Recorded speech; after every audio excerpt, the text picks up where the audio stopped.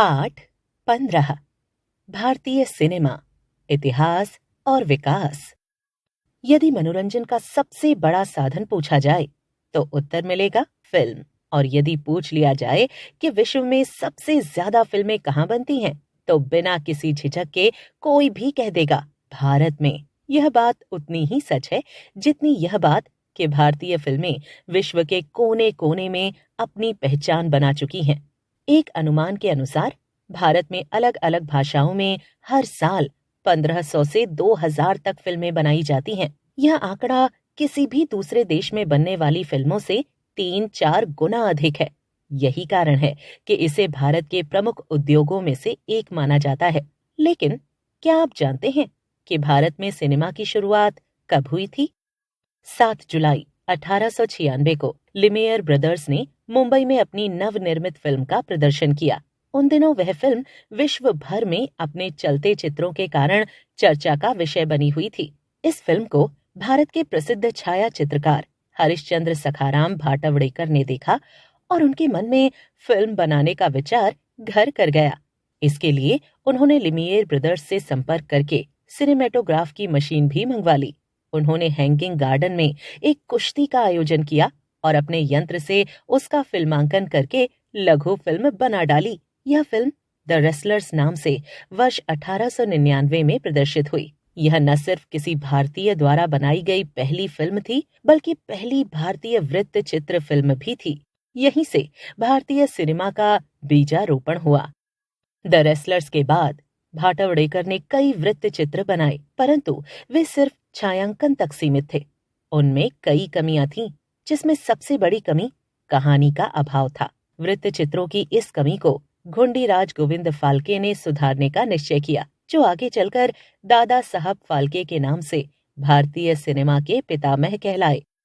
अनेक भाषाओं के जानकार तथा संस्कृत के विद्वान दादा साहब फाल्के ने वर्ष 1911 में लंदन जाकर फिल्म निर्माण से संबंधित आवश्यक जानकारी प्राप्त की और भारत लौटकर संस्कृत महाकाव्यों को आधार बनाकर एक फिल्म की पटकथा लिखी। वर्ष 1912 में उन्होंने इस फिल्म की शूटिंग आरंभ की और 21 अप्रैल 1913 को मुंबई के ओलंपिया सिनेमा हॉल में इसे प्रदर्शित किया गया। क्या आप जानते हैं कि उस फिल्म का क्या नाम था?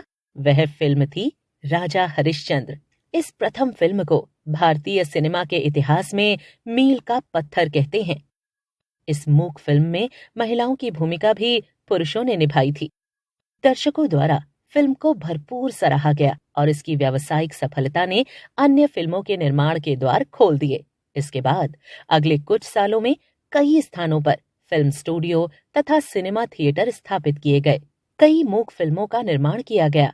इनमें मोहिनी भस्मासुर, सत्यवान सावित्री, भक्त प्रहलाद, वसंत सेना आदि फिल्में प्रमुख थीं। यद्यपि मूक फिल्में अपनी कहानी और कलाकारों के कारण लोगों के बीच तेजी से अपनी पहचान बना रही थीं, तथापि उनमें अभी भी कुछ कमी महसूस की जाती थी। वर्ष 1930 के आसपास विश्व सिनेमा में फिल्मों के साथ ध्वनि को जोड़ने की तकनीक विकसित हो गई थी। इससे फिल्में और भी जीवंत हो उठी। भारत में इस तकनीक का प्रयोग करके फिल्म बनाने का श्रेय आर्देशर ईरानी को जाता है। 1930 तक वे कई मूक फिल्में बना चुके थे, लेकिन उन्होंने वर्ष 1930 में भारत की पहली बोलती फिल्म का निर्माण किया, जो आलम आरा के नाम से 14 मार्च 1931 को मुंबई के सिनेमा में प्रदर्शित हुई।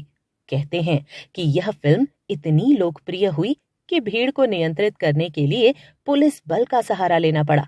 इस फिल्म का संगीत भी लोगों के बीच अपनी पहचान बनाने में सफल रहा। इस फिल्म का गीत दे दे खुदा के नाम पर भारतीय सिनेमा का पहला गीत था, जिसे अभिनेता वजीर मोहम्मद खान ने गाया था। इस फिल्म में प्रसिद्ध अभिनेता पृथ्वीराज कपूर भी थे। आर्देशर ईरानी ने ध्वनि रिकॉर्डिंग का कार्य स्वयं किया था। इसका छायांकन भी टनर एकल प्रणाली के कैमरे से किया गया, जो ध्वनि को सीधे फिल्म पर दर्ज करते थे। चूंकि उन दिनों साउंड प्रूफ स्टूडियो नहीं होते थे, इसलिए इसकी ज्यादातर शूटिंग रात के समय की गई।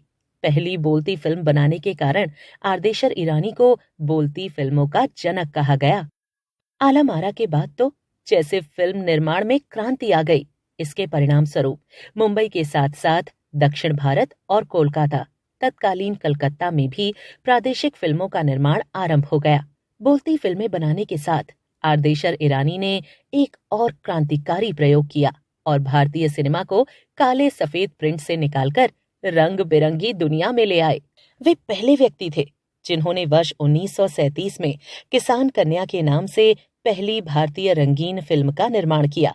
उन्होंने अपने जीवन काल में 158 फिल्मों का निर्माण करके भारतीय सिनेमा को मजबूत आधार प्रदान किया।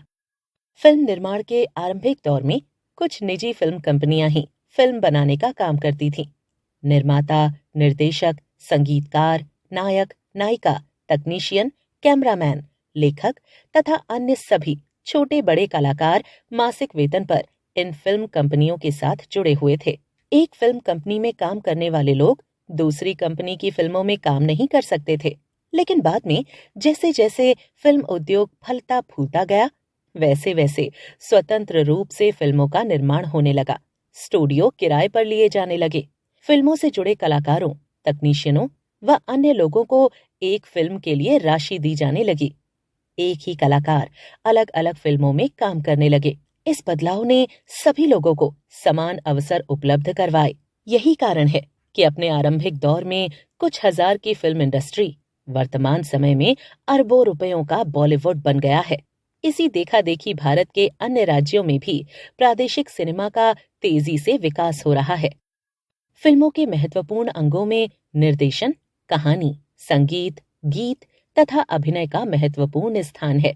भारतीय सिनेमा इन सभी क्षेत्रों में हमेशा समृद्ध रहा है।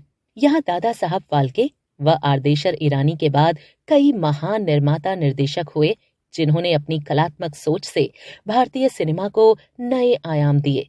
इनमें सत्यजीत रे, श्याम बेनेगल, गुरुदत्त, ऋषिकेश मुखर्जी, राज कपूर, बिमल रॉय, यश चोपड़ा आदि सम्मिलित हैं। इसी तरह यदि फिल्मी संगीत की बात की जाए तो O.P. नैयर, सचिन देव बर्मन, राहुल देव बर्मन, कल्याण जी आनंद जी, A.R. रहमान आदि ने अपने संगीत से फिल्मों को लोगों में लोकप्रिय बनाने में महत्वपूर्ण भूमिका निभाई। गीतकारों और कहानीकारों में गुलजार, मजरूह सुल्तानपुरी, हसरत जयपुरी, साहिर लुधियानवी, आनंद बख्शी, नीरज, शैलेंद्र, जावेद अख्तर आदि अपनी लेखनी के बल पर लोगों के बीच में अपनी पहचान बनाई है। गायकों में किशोर कुमार, मुकेश, मोहम्मद रफी, जगजीत सिंह, मन्ना डे, भूपेन हजारिका तथा गायिकाओं में लता मंगेशकर, आशा भोसले, सुरैया, अलका याग्निक आदि के सुरों ने लोगों को मोहित कर दिया। भारतीय अभिनेता अभिनेत्रियां किस तरह से विश्व पटल पर अपने अभिनय का लोहा मनवा चुके हैं, यह जग जाहिर ही है। पृथ्वीराज कपूर, दिलीप कुमार, देव आनंद, अशोक कुमार, किशोर कुमार, राजेंद्र कुमार, राजेश खन्ना, धर्मेंद्र, अमिताभ बच्चन जैसे अभिनेता तथा मधुबाला, मीना कुमारी, वैजंती माला, माला सिन्हा, हेमा मालिनी, जया भादुड़ी, दीपिका पादुकोण, ऐश्वर्या राय, प्रियंका चोपड़ा आदि अभिनेत्रियां विश्व में अत्यंत लोकप्रिय हैं। आज विश्व के किसी भी फिल्म उद्योग की अपेक्षा भारतीय फिल्म उद्योग अधिक सक्रिय है।